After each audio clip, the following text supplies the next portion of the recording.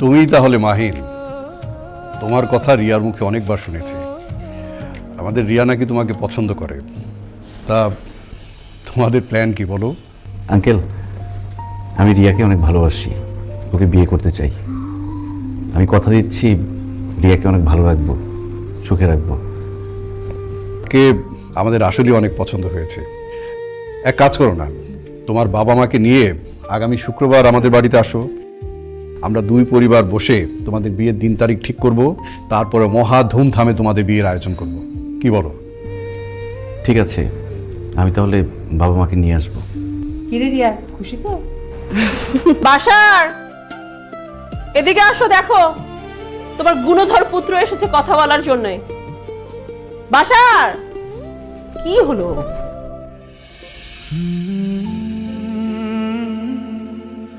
কিরে, তুই হঠাৎ কি মনে করে? বাবা, তোমাকে তো আগেই বলেছিলাম রিয়া নামের একটা মেয়েকে আমি ভালোবাসি। হ্যাঁ বলেছিস, তো কি হয়েছে? রিয়াকে বিয়ে করে একসাথে থাকবো। বাহ, খুব ভালো সিদ্ধান্ত নিয়েছিস। তো তোর তো বিয়ের বয়স হয়েছে। আমিও চাই তুই বিয়ে করে সংসারী হ। আমার কি করতে হবে সেটা বল। আমার কি রিয়ার বাবা মার কাছে বিয়ের প্রস্তাব নিয়ে যেতে হবে? রিয়াদের বাসায় বিয়ের প্রস্তাব নিয়ে আমি গিয়েছিলাম। তাদের এই বিয়েতে কোনো আপত্তি নেই, শুধু বলেছে তোমাকে আর মাকে আগামী শুক্রবার আমার সাথে যেতে, গিয়ে বিয়ের দিন তারিখ ঠিক করতে। বাবা প্লিজ, আগামী শুক্রবার তুমি আমার সাথে রিয়াদের বাসায় যাবে, বলো। অসম্ভব। ওই মহিলার নাম তুমি উচ্চারণ করবে না। আমি চাই না ওই মহিলার নাম আমার সংসারে কেউ উচ্চারণ করুক। তুমি যদি আমার কথার অবাধ্য হয়ে তোমার এক্স ওয়াইফের সাথে কোথাও যাও না, তার পরিণতি কিন্তু খুব একটা ভালো হবে না। চিন্তা করে দেখো।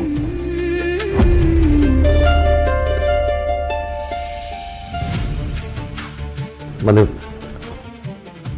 মাহিন, আমি মনে হয় না যেতে পারবো।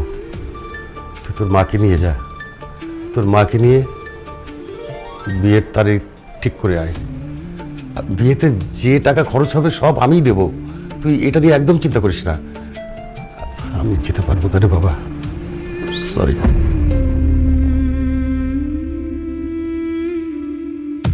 বাবার কাছে গিয়েছিলাম, ওই মহিলা বাবাকে কোনোভাবে যেতে দেবেন না। মা প্লিজ, তুমি অন্তত না করুন। তুমি আমার সাথে রিয়াদের বাড়িতে চলো, বিয়ের দিন তারিখ ঠিক করে এসো। আমি জীবনে আর কোনো কিছু চাইবো না তোমার কাছে। অসম্ভব, সারা কথা যাবে না। তোমার কত বড় সাহস, তুমি আমার স্ত্রীকে যেতে বলছো? উনি আপনার স্ত্রী হলেও আমার মা। আমার মা আমার বিয়ের দিন তারিখ ঠিক করতে যাবে না? না, যাবে না।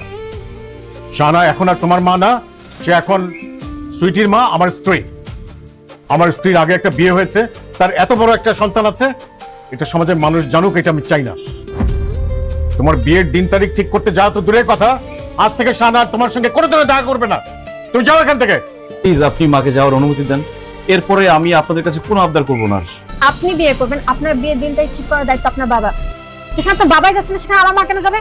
আমি আমার মাকে যেতে দিব না। সুইটি ঠিকই বলেছে। শোনো শাহানা, এরপরেও যদি তুমি আমার অবাধ্য হয়ে তুমি যাও, আমি তোমাকে ডিভোর্স করব। এর বিয়ের দিন তারিখ ঠিক করব। তোমার বাবা মা আসেনি? আঙ্কেল, আপনি ভুলে যান আমার মা বাবা আছে, অভিভাবক আছে। আমি নিজেই আমার অভিভাবক। আপনি বিয়ের দিন তারিখ ঠিক করেন। আপনি যখন যেভাবে রিয়াকে বিয়ের কথা বলবেন, আমি বিয়ে করতে রাজি আছি। বিয়ের মতো গুরুত্বপূর্ণ একটা সিদ্ধান্ত তোমার সাথে তো একা বসে আমরা নিতে পারবো না। হ্যাঁ, রিয়া আমার একমাত্র মেয়ে। আমি কোন ফ্যামিলিতে কাদের ছেলের সাথে আমার মেয়েকে বিয়ে দিচ্ছি, তাদের সাথে আমাদের দেখা হবে না, কথা হবে না, এটা তো হতে পারে না। তা তোমার মা বাবা আসেনি কেন? খুব ব্যস্ত? আন্টি, তার মানে তুমি ব্রোকেন ফ্যামিলির ছেলে? জি আঙ্কেল। রিয়া, মাহিন যে একটা ব্রোকেন ফ্যামিলির ছেলে, এই কথা তুই আগে বলিসনি কেন? না না না না, একটা ব্রোকেন ফ্যামিলির ছেলের সাথে আমি আমার মেয়েকে কখনোই বিয়ে দেবো না। কি বলছো বাবা? মাহিন ব্রোকেন ফ্যামিলির ছেলে তো কি হয়েছে? ওর সাথে তুমি আমাকে কেন বিয়ে দিবে না? কারণ ব্রোকেন ফ্যামিলির ছেলেরা ভালো হয় না। এরা বাবা মায়ের অযত্ন অবহেলায় বড় হয়। আর যে সন্তানেরা অযত্ন অবহেলায় বড় হয়, তাদের মধ্যে দয়া মায়া ভালোবাসা বলে কিছু থাকে না। এরা হয় বদরাগী আর হয় নেশাখোর। না বাবা, ও এরকম ছেলেই না। নেশা করা তো দূরের কথা, ও কখনো সিগারেটই হাতে নেয় না। ও খুব ভালো একটা ছেলে বাবা। মাহিম ভালো ছেলে না? ওকে, মাহিম ভালো ছেলে জানি, কিন্তু কয়েকদিন ভালো থাকবে তার কোনো গ্যারান্টি আছে? রিয়া, ব্রোকেন ফ্যামিলি সম্পর্কে তোমার কোনো ধারণা আছে? ব্রোকেন ফ্যামিলিতে কি হয়? যার মা বাবা একসঙ্গে থাকতে পারে না, এই সংসার টিকাতে পারে না, সেই ছেলে তোকে বিয়ে করে সংসার টিকাবে, এটা গ্যারান্টি কোথায়? মর্যাদা বলে একটা কথা আছে। তুমি ব্রোকেন ফ্যামিলির ছেলে, সমাজে তোমাদের কোনো মূল্যায়ন নেই। আর একটা ব্রোকেন ফ্যামিলির ছেলের সাথে যদি আমি আমার মেয়েকে বিয়ে দিই, তাহলে আমার আত্মীয় স্বজনকে আমি মুখ দেখাবো কি করে? তারা তো নানান ধরনের কথা বলবে, সমাজ আমার মান সম্মান সব নষ্ট হবে। আমি আমার মেয়েকে একটা ব্রোকেন ফ্যামিলির ছেলের সাথে বিয়ে দেব না। বাবা প্লিজ এভাবে কথা বলো না। তুমি জানো না আমি মাহিনকে কত ভালোবাসি। ওকে ছাড়া আমি বাঁচতে পারবো না বাবা। আমি যদি বিয়ে করি মাহিনকেই বিয়ে করব। চুপ! আর একটা কথা বলবি না। আমি আমার মেয়েকে ব্রোকেন ফ্যামিলির ছেলের সাথে বিয়ে দেব না। এই ছেলে, তুমি আসতে পারো, যাও। কেন আমি আমার মা বাবার নামে মামলা করতে চাই? আমি চাই তাদের শাস্তি হোক। মাহিন, আপনার সাথে যা হয়েছে খুবই খারাপ হয়েছে। আপনি বসুন, আমি দেখছি। সৈকত, ওনার বাবা মাকে থানায় নিয়ে আসার ব্যবস্থা করুন, আর্জেন্ট। ইন্সপেক্টর সাহেব, আমাদেরকে থানায় ডেকে এনেছেন কেন? কারণ আপনার ছেলে মাহিন তার বাবার নামে এবং তার মায়ের নামে থানায় অভিযোগ করেছে, সেই জন্য আপনাদেরকে থানায় নিয়ে আসা হয়েছে। বুঝতে পেরেছেন? মাহিন, উনি এসব কি বলছে?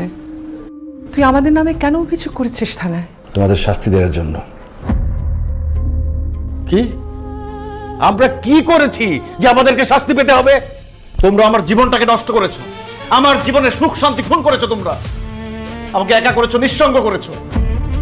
কিন্তু জন্মের পর থেকে দেখছি তোমরা সারাক্ষণ ঝগড়া করছো, অভিমান করছো, রাগ করছো। একজন আরেকজনকে ডিভোর্স দিয়ে আলাদা হয়ে গেছো। তোমরা দুইজন আলাদা হয়ে তো কিছুই হারাওনি। মা নতুন সংসার পেয়েছে, সন্তান পেয়েছে। আর বাবা, তুমি বিয়ে করে নতুন বউ পেয়েছো। কিন্তু আমি আমার বাবা মাকে হারিয়েছি। আমার বাবা মার আদর যত্ন ভালোবাসা হারিয়েছি। আমি আমার শৈশব কৈশোর আনন্দ সুখ শান্তি সব হারিয়েছি। এই সমাজের কাছে আমি এখন অবহেলিত। একটা মানুষ তার পরিবার বাবা মাকে নিয়ে বেঁচে থাকে, কিন্তু আমার কাছে বেঁচে থাকার মতো কিছুই ছিল না। মা, তুমি যখন আমার বাবাকে ডিভোর্স দিয়ে চলে গেছো, তখন আমি খুব ছোট ছিলাম। প্রত্যেকদিন একা একা ঘুমাতাম। ভাবতাম ঘুম থেকে ওঠার পরেই হয়তো দেখবো আমার মা বাবা একসাথে আছে। কিন্তু ঘুম ভাঙার পর সকালে আমি একাই থাকতাম। আমি আমার মায়ের বাসায় গেলে সমস্যা, আমি আমার বাবার কাছে বোঝা। বলতে পারো আমি কোথায় যাব? মা, বাবা, জানো, মানুষ যখন আমাকে ব্রোকেন ফ্যামিলির সন্তান বললে, আমার এই অন্ধকার জীবনের একমাত্র আলো ছিল রিয়া। কিন্তু আমি ব্রোকেন ফ্যামিলির সন্তান বলে রিয়ার বাবা মা আমার কাছে রিয়াকে বিয়ে দেয়নি, ওর অন্য জায়গায় বিয়ে ঠিক করে ফেলেছে। শুধুমাত্র তোমাদের কারণে আমি আমার ভালোবাসার মানুষকে হারিয়েছি। তোমরা খুনি, তোমরা পাপী, তোমাদের শাস্তি হওয়া উচিত, কঠিন শাস্তি হওয়া উচিত।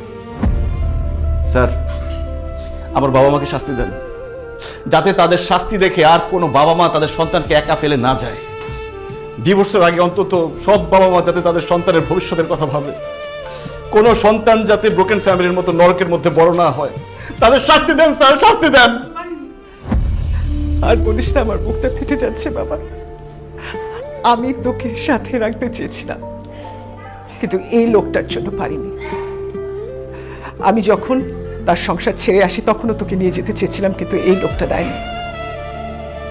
আর দ্বিতীয় বিয়ের পর আমার স্বামী তোকে সহ্য করতে পারেনি। কিন্তু তোর কথা শোনার পর বাবা, আমি এখন বুঝতে পারছি আমি নিজের সুখ শান্তির জন্য তোর জীবনটা আসলে নষ্ট করেছি।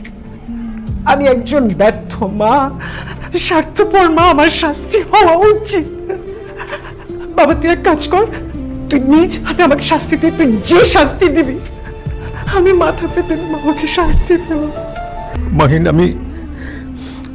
আমি আজ নিজেকে অনেক অপরাধী ফিল করছি। মাহিন, আমি একটি সন্তানকে তার মার সঙ্গে দেখা করতে দেইনি। আমাকে মাফ করে দাও মাহিন। এখন থেকে যখন তোমার ইচ্ছা হয় তুমি তোমার মার সঙ্গে দেখা করতে যাবে। যখন তুমি আমার বাসায় যাবে, আমার বাসায় থাকবে। আমার বাসায় শাহানা যেরকম তোমার মা, আমিও তোমার একটা বাবা মা। এখন থেকে আমার বাড়িও তোমার বাড়ি মাহিন। মাহিন, তোমার আর তোমার বাবার মাঝে বাধা হয়ে দাঁড়ানো আমার উচিত হয়নি। আসলে হুট করে তোমাকে একসেপ্ট করাটাও আমার জন্য নর্মাল ছিল না, তাই তোমার সাথে অনেক মিসবিহেভ করেছি। মাহিন, তোমাকে আর আলাদা থাকতে হবে না, তুমি এখন থেকে আমাদের সাথে থাকবে। রিয়াকে বিয়ে করে তুমি আমাদের সাথেই থাকবে। আমার অনেক ভুল হয়ে গেছে, প্লিজ আমাকে ক্ষমা করে দিও। আমার ভুল হয়ে গেছে, আপনি আমাকে মাফ করে দেন।